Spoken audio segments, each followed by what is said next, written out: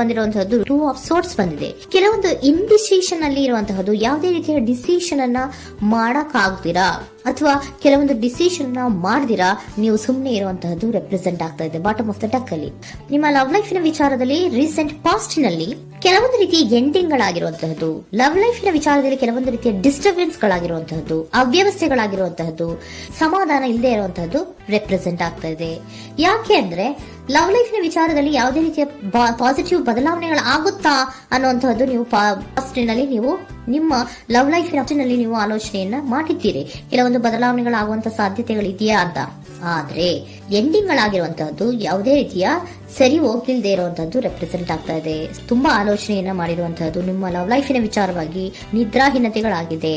ಕೆಲವೊಂದು ರೀತಿಯ ಸ್ಟ್ರೆಸ್ಸಿಗೆ ಒಳಗಾಗಿರುವಂತಹದ್ದು ನಿಮ್ಮ ರೀಸೆಂಟ್ ಪಾಸ್ಟಿನಲ್ಲಿ ನಡೆದಿರುವಂತಹದ್ದು. ಲವ್ ಲೈಫಿನ ವಿಚಾರವಾಗಿ ಯಾವುದೇ ರೀತಿಯ ಅಂತ ಸಮಾಧಾನದ ಏನು ನಿಮ್ಗೆ ನಡೆದಿಲ್ಲ. ಆ ಕಾರಣಕ್ಕೇನೆ ನಿಮ್ಗೆ ಕೆಲವೊಂದು ವಿಚಾರಗಳನ್ನ ಡಿಸಿಷನ್ ತಗೊಳ್ಳುವಂತಹದ್ದು, ಡಿಸೈಡ್ ಅನ್ನ ಮಾಡುವಂತಹದ್ದು ನಿಮ್ಗೆ ಕಷ್ಟ ಆಗ್ತಾ ಇರೋದು.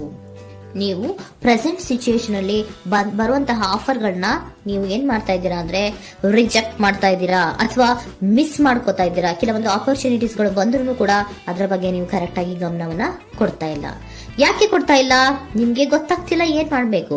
ಅದಕ್ಕೋಸ್ಕರ ನೀವ್ ಏನ್ ಮಾಡ್ತಿದ್ದೀರಾ, ಎಂಡಿಂಗ್ ಆದಂತಹ ಆಫರ್ಗಳಿರ್ಬೋದು ಅಥವಾ ಬೇರೆ ಯಾವುದೇ ಆಫರ್ಗಳಿರ್ಬೋದು ಬಂದ್ರೆ ಅದನ್ನ ನೀವು ಗಮನನೇ ಕೊಡದೇ ಇರುವಂತಹದ್ದು. ಯಾವುದೋ ಕೆಲವು ವಿಚಾರ ನಿಮ್ಮ ಲವ್ ಲೈಫಿನ ವಿಚಾರವಾಗಿ ಕೆಲವೊಂದು ರೀತಿಯ ಮತ್ತಷ್ಟು ಮುತ್ತದ್ದು ಅಂದ್ರೆ ರಿವ್ಯಾಲ್ಯೂಯೇಷನ್ ಅನ್ನ ಮಾಡ್ತಾ ಇರುವಂತಹದ್ದು ಪ್ರೆಸೆಂಟ್ ಆಗ್ತಾ ಇದೆ. ಪ್ರೆಸೆಂಟ್ ಅಲ್ಲಿ ನಾನು ಯಾವುದೇ ಆಫರ್ ಅನ್ನ ತಗೊಳ್ಳುವಂತ ಸ್ಥಿತಿಯಲ್ಲಿ ಇಲ್ಲ ಅನ್ನುವಂತ ರೀತಿಯಲ್ಲಿ ನೀವು ಆಫರ್ಗಳನ್ನ ಮಿಸ್ ಮಾಡ್ಕೊಳ್ಳುವಂತಹದ್ದು ಅಥವಾ ರಿಜೆಕ್ಟ್ ಮಾಡುವಂತಹದ್ದು ರೆಪ್ರೆಸೆಂಟ್ ಆಗ್ತಾ ಇದೆ.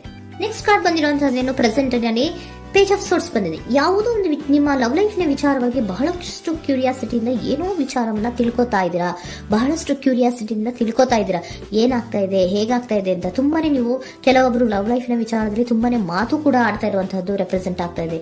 ಏನಾಗ್ತಾ ಇದೆ, ಹೇಗಾಗ್ತಾ ಇದೆ, ಈ ಗಲಿಬಿಲಿಗಳು, ಡಿಸ್ಟ್ರಾಕ್ಷನ್ಸ್ಗಳು ಅಥವಾ ಡಿಸಿಷನ್ಸ್ ನ ಮಾಡಕ್ಕಾಗದೆ ಏನಕ್ಕೆ ಒದ್ದಾಡ್ತಿದೀವಿ ಅನ್ನೋದ್ರ ಬಗ್ಗೆ ಕೂಡ ನೀವು ಕೆಲವೊಂದು ರೀತಿಯ ಮಾತಾಡ್ತಾ ಇರುವಂತಹದ್ದು ರೆಪ್ರೆಸೆಂಟ್ ಆಗ್ತಾ ಇದೆ.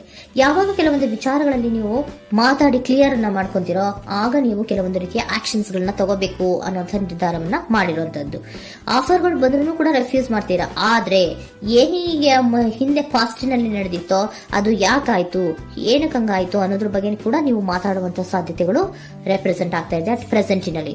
ಆಮೇಲೆ ನೀವು ಮಾತಾಡಿದ್ಮೇಲೆ ಕೆಲವೊಂದು ರೀತಿಯ ನಿರ್ಧಾರಗಳನ್ನ ಮಾಡುವಂತಹದ್ದು. ನೈಟ್ ಆಫ್ ವ್ಯಾಂಡ್ಸ್ ಬಂದಿದೆ. ಸೊ ಆವಾಗ ನೀವು ನಿಮ್ಮ ಕೆಲವೊಂದು ವಿಚಾರಗಳಲ್ಲಿ ಕ್ಲಾರಿಟಿಗೆ ಬಂದ್ಮೇಲೆ ನಿಮ್ಮ ಲವ್ ಲೈಫಿನ ವಿಚಾರದಲ್ಲಿ ಕೆಲವೊಂದು ಆಕ್ಷನ್ ಗಳನ್ನ ತಗೊಳ್ಳುವಂತಹದ್ದು ರೆಪ್ರೆಸೆಂಟ್ ಆಗ್ತಾ ಇದೆ. ಹಾಗೆ ಏನ್ ಆಕ್ಷನ್ಸ್ ಗಳನ್ನ ತಗೋತೀರಾ? ಈಗ ಕೆಲವೊಂದು ರೀತಿಯ ಆಫರ್ಗಳನ್ನ ನೀವು ಬಂದಂತಹ ಆಫರ್ಗಳನ್ನ ನೀವು ಏನ್ ಮಾಡಿದ್ದೀರಾ, ರೆಫ್ಯೂಸ್ ಅನ್ನ ಅಟ್ ಪ್ರೆಸೆಂಟ್ ಅಲ್ಲಿ ಮಾಡಿದ್ದೀರಾ. ಈಗಲೂ ಕೂಡ ನೀವು ಬಂದಂತಹ ಆಫರ್ ಅನ್ನ ನೀವೇನ್ ಮಾಡ್ತೀರಾ, ರೆಫ್ಯೂಸ್ ಅನ್ನ ಮಾಡ್ತೀರಾ ಅಥವಾ ರಿಜೆಕ್ಟ್ ಅನ್ನ ಮಾಡ್ತೀರಾ. ಯಾಕೆ? ಸೆಕೆಂಡ್ ಕಾರ್ಡ್ ನಿಮ್ಗೆ ಇಮಿಡಿಯೇಟ್ ಫ್ಯೂಚರ್ ನಲ್ಲಿ ಸೆಕೆಂಡ್ ಕಾರ್ಡ್ ಬಂದಿರೋದು ಯಾವುದು, ಹಾರ್ಮೆಟ್ ಕಾರ್ಡ್ ಬಂದಿದೆ. ಸೊ ಲೋನ್ಲಿನೆಸ್ ಅನ್ನ ರೆಪ್ರೆಸೆಂಟ್ ಮಾಡುತ್ತೆ. ಯಾಕೆ ಲೋನ್ಲಿನೆಸ್ ಅನ್ನ ರೆಪ್ರೆಸೆಂಟ್ ಮಾಡುತ್ತೆ? ಬೇಡಪ್ಪ, ಈ ಜಗ್ಲಿಂಗ್ ಗಳೇ ಬೇಡ. ತುಂಬಾ ಜಗ್ಲಿಂಗ್ ಇದೆ ನಿಮ್ಮ ಲವ್ ಲೈಫಿನ ವಿಚಾರದಲ್ಲಿ. ಕೆಲವೊಬ್ಬರಿಗೆ ತುಂಬಾ ಜಗ್ಲಿಂಗ್ ಇದೆ. ಯಾವಾಗ್ಲೂ ಬ್ಯಾಲೆನ್ಸ್ ಅನ್ನ ಮಾಡ್ತಾ ಇರ್ಬೇಕು. ಈ ಕಡೆಗೆ ಹೇಳಿದ್ರೆ ಆ ಕಡೆಗೆ ಹೋಗುತ್ತೆ, ಆ ಕಡೆಗೆ ಹೇಳಿದ್ರೆ ಈ ಕಡೆಗೆ ಬರುತ್ತೆ. ಯಾವ ಕಡೆ ಅಂತ ಮಾಡೋದು ಅನ್ನುವಂತಹ ಆಲೋಚನೆಯನ್ನ ಮಾಡ್ತಾ ಇರುವಂತದ್ದು. ಸದ್ಯಕ್ಕೆ ಯಾವುದೇ ಆಫರ್ ಬೇಡ, ಸ್ವಲ್ಪ ಒಂಟಿಯಾಗಿರೋಣ ಅಂತ ನೀವು ಆಲೋಚನೆಯನ್ನ ಮಾಡ್ತಾ ಇರುವಂತದ್ದು ರೆಪ್ರೆಸೆಂಟ್ ಆಗ್ತಾ ಇದೆ. ಮತ್ತೆ ಕೆಲವೊಬ್ಬರಿಗೆ ಕೆಲವೊಂದು ರೀತಿಯ ಕ್ಯೂರಿಯಾಸಿಟಿಯಿಂದ ಏನಾಗ್ತಾ ಇದೆ ಅಂತ ವಿಷಯಗಳನ್ನ ತಿಳ್ಕೊಂಡ್ಮೇಲೆ ಕೆಲವೊಂದು ಆಕ್ಷನ್ಸ್ ಗಳನ್ನ ತಗೊಳ್ಳುವಂತದ್ದು ಕೂಡ ರೆಪ್ರೆಸೆಂಟ್ ಆಗ್ತಾ ಇದೆ. ಯಾವುದೇ ರೀತಿಯ ಭಯ ಇಲ್ಲದೆ ವಿಷಯಗಳನ್ನ ತಿಳ್ಕೊಂಡು ನೀವು ಆಫರ್ಗಳನ್ನ ಅಟ್ ಪ್ರೆಸೆಂಟ್ ಅಲ್ಲಿ ರೆಫ್ಯೂಸ್ ಮಾಡೋ ಸಾಧ್ಯತೆಗಳು ಕೂಡ ಕೆಲವೊಬ್ಬರಿಗೆ ರೆಪ್ರೆಸೆಂಟ್ ಆಗ್ತದೆ. ಯಾಕೆ ಆಫರ್ಗಳನ್ನ ರೆಫ್ಯೂಸ್ ಮಾಡ್ತೀರಾ? ನಿಮ್ಮ ಲವ್ ಲೈಫಿನ ವಿಚಾರದಲ್ಲಿ ಬರೀ ಜಗ್ಲಿಂಗ್, ತುಂಬಾ ಬ್ಯಾಲೆನ್ಸ್ ಅನ್ನ ಮಾಡ್ಬೇಕು. ಯಾವ ಕಡೆ ಮಾಡ್ಬೇಕು, ಹೇಗ್ ಮಾಡ್ಬೇಕು ಗೊತ್ತಾಗದೇ ಇಲ್ಲ. ನೀವೇನ್ ಮಾಡ್ತೀರಾ, ಸ್ವಲ್ಪ ದಿನದ ಮಟ್ಟಿಗೆ ನಾನು ಲೋನ್ಲಿ ಆಗಿರ್ಬೇಕು ಅನ್ನೋದನ್ನ ಇಲ್ಲಿ ನಿಮ್ಗೆ ಲವ್ ಲೈಫಿನ ವಿಚಾರವಾಗಿ ರೆಪ್ರೆಸೆಂಟ್ ಆಗ್ತಾ ಇದೆ. ಈ ಎಲ್ಲಾ ಕನ್ಫ್ಯೂಷನ್ಸ್ ಇರೋದ್ರಿಂದಲೇ ನಿಮ್ಗೆ ಬಾಟಮ್ ಆಫ್ ದ ಡಕ್ ಬಂದಿರುವಂತಹದ್ದು ಟೂ ಆಫ್ ಸೋರ್ಟ್ಸ್ ಬಂದಿರುವಂತಹದ್ದು. ಸೊ ಇಂಡಿಸಿಷನ್ ಆಗ್ತಾರೆ ಅಂತ ಏನ್ ಮಾಡ್ಬೇಕು ಗೊತ್ತಾಗಲ್ಲ.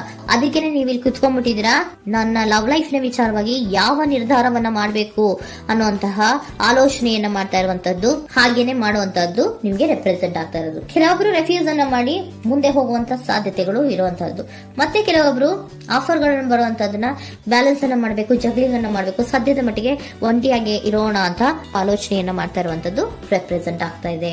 ನಿಮ್ಗೆ ಏಂಜಲ್ ಗೈಡೆನ್ಸ್ ಏನ್ ಕೊಡ್ತಾ ಇದ್ದಾರೆ, ಡೋಂಟ್ ಸ್ಟಾಪ್. ಇಲ್ಲಿ ಡೋಂಟ್ ಸ್ಟಾಪ್ ಇನ ಅರ್ಥ ಏನಪ್ಪಾ ಅಂದ್ರೆ, ಯಾವ ಕೆಲವು ವಿಚಾರಗಳ ಬಗ್ಗೆ ಕ್ಲಾರಿಟಿ ಬೇಕು ನಿಮ್ಗೆ, ಯಾವ ವಿಚಾರಗಳಲ್ಲಿ ನೀವು ಕನ್ಫ್ಯೂಷನ್ಸ್ ಅಲ್ಲಿ ಒದ್ದಾಡ್ತಾ ಇದ್ದೀರಾ, ಏನ್ ಕ್ಲಾರಿಟಿ ಬೇಕೋ ಅದನ್ನ ಧೈರ್ಯವಾಗಿ ಮುಂದೆ ಬಂದು ಅದನ್ನ ಕ್ಲಾರಿಟಿಯನ್ನ ತಗೊಂಡು ಮುಂದೆ ಹೋಗು, ಅಲ್ಲೇ ನಿಂತ್ಕೋಬೇಡ ಅನ್ನುವಂಥದ್ದನ್ನ ನಿಮ್ಗೆ ಹೇಳ್ತಾ ಇದ್ದಾರೆ. ಯಾವ ವಿಚಾರವನ್ನ ನೀವು ಲವ್ ಲೈಫ್ ನ ವಿಚಾರದಲ್ಲಿ ಏನ್ ಈ ಜಗ್ಲಿಂಗ್ಗಳು ಅಥವಾ ಈ ಬ್ಯಾಲೆನ್ಸ್ ಗಳನ್ನ ಮಾಡ್ಕೊಂಡು ಅಥವಾ ಎಳ್ದಾಟಗಳನ್ನ ಮಾಡ್ಕೊಂಡಿದ್ದೀರೋ ಅಲ್ಲಿಗೆ ಕ್ಲಾರಿಟಿನ ತಗೊಳ್ಳಿ, ಧೈರ್ಯವಾಗಿ ಕ್ಲಾರಿಟಿನ ತಗೊಂಡು ನೀವು ಮುಂದೆ ಆಕ್ಷನ್ಸ್ ಅನ್ನು ತಗೊಳ್ಳುವಂತದ್ದು ರೆಪ್ರೆಸೆಂಟ್ ಆಗ್ತಾ ಇದೆ.